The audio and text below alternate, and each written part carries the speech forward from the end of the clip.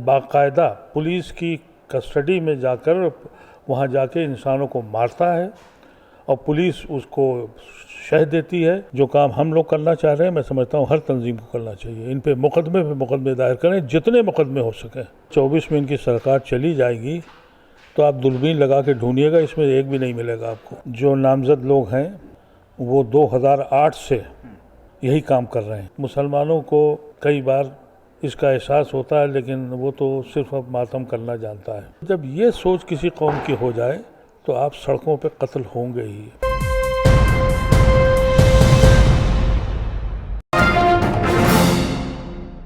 गौ तस्करी के इल्ज़ाम में नासिर और जुनैद, जो कि राजस्थान के हैं, उनको हरियाणा में जलाकर मार दिया गया, गाड़ी समेत। ये आरोप है परिवार का। पुलिस इस पर एक और कहानी सुना रही है। वो नई कहानी है क्योंकि एफआईआर में 302 के तहत मामला दर्ज नहीं है। मेरे साथ इस पूरे मुद्दे पर बातचीत करने के लिए पूर्व सांसद मोहम्मद अदीब साहब मौजूद हैं। अदीब साहब, एक और घटना सामने आई है।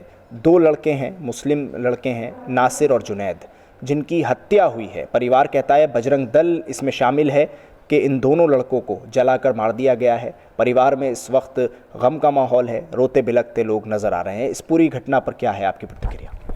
देखिए, ये इस खबर के साथ आज बहुत तफसील से हिंदुस्तान टाइम्स में भी छपा है। जो नामजद लोग हैं वो 2008 से यही काम कर रहे हैं और उनको असलहा दिया गया है। वो ख़ुद कहते हैं कि हमारे पास लाइसेंस है। खुली छूट हुकूमत की है, आप कितना ही कर लीजिए।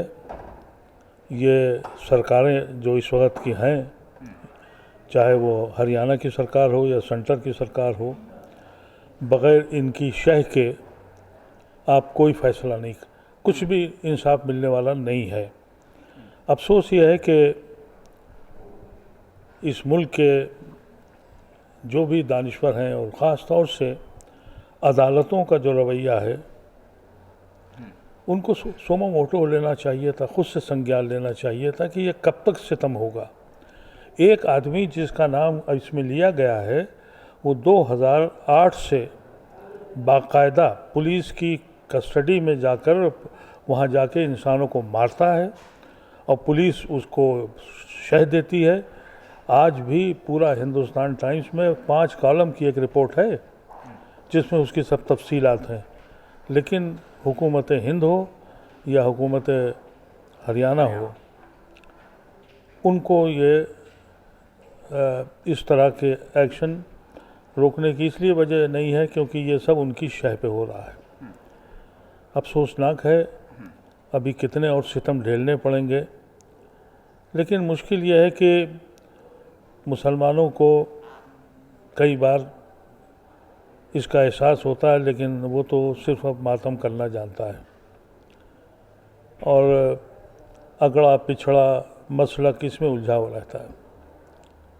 अभी एक सितम मैंने देखा कि कल रामपुर के एमएलए आज़म खां के बेटे अब्दुल्ला आज़म को 10 साल पुराने किसी केस में, जब वो बेचारा मेरे ख्याल से उस उम्र का भी नहीं होगा, बालिग भी नहीं होगा, डेमोन्स्ट्रेशन के नाम पर 2 साल की सज़ा देकर 24 घंटे में उसकी असेंबली सदस्यता ख़त्म कर दी गई।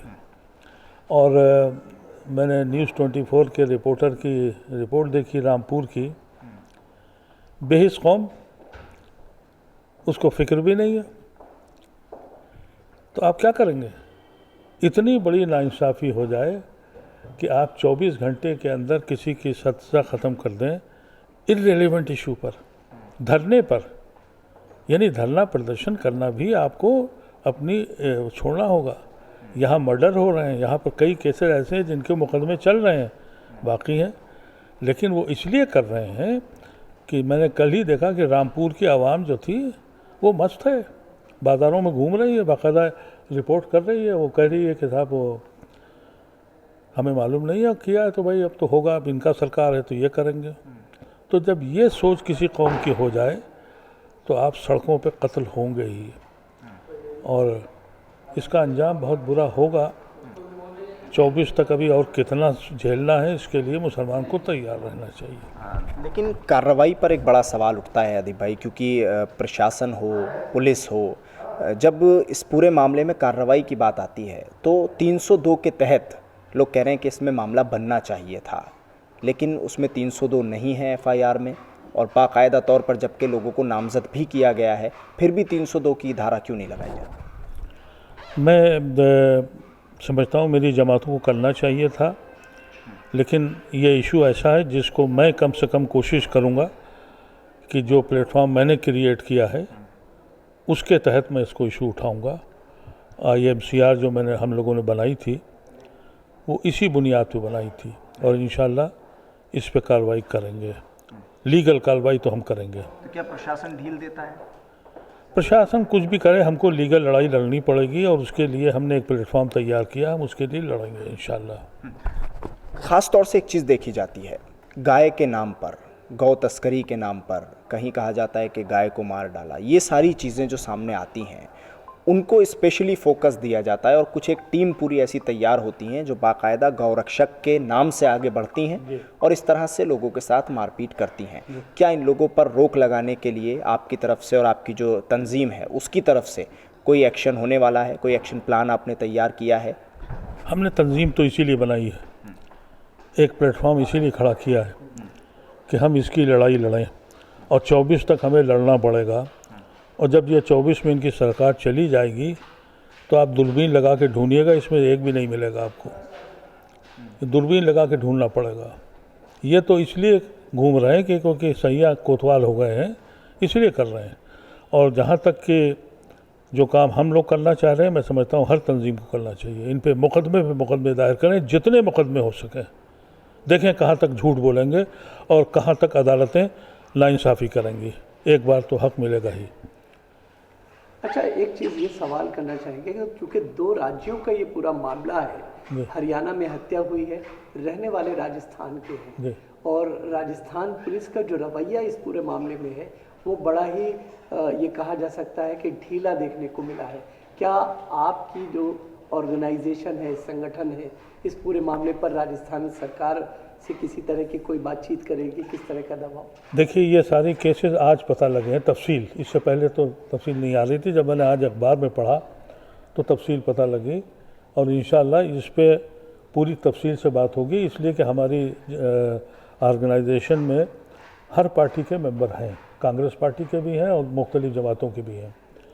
तो कांग्रेस पार्टी के जो मेंबरान हैं उनके ऊपर हम जोर डालेंगे कि आप राजस्थान हुकूमत से बात करें, और जो सियासी बात है वो हम लोग सियासी तो करेंगे ही, लेकिन अदालत ज़रूर जाएंगे, ये तय किया हुआ है, और अदालत जाना ज़रूरी है। और मैं समझता हूँ जितने भी लोग आपको मिले, तंजीमें मिलें, सबसे कहिए अदालतों का में जाएं, और जितने मुकदमे मुमकिन हो ऐसे लोगों को जो 4-10 साल से यही काम कर रहे हैं, उनके लिए कुछ करना चाहिए। लेकिन अदालतों को लेकर के भी सवाल खड़े हो रहे हैं जिस तरह। देखिए, ऐसा है कि अदालतें में ये भी तो होता है कि एक अदालत ने, इसी दिल्ली की अदालत ने शाहीन बाग और जामिया के 11 बच्चों को छोड़ भी दिया।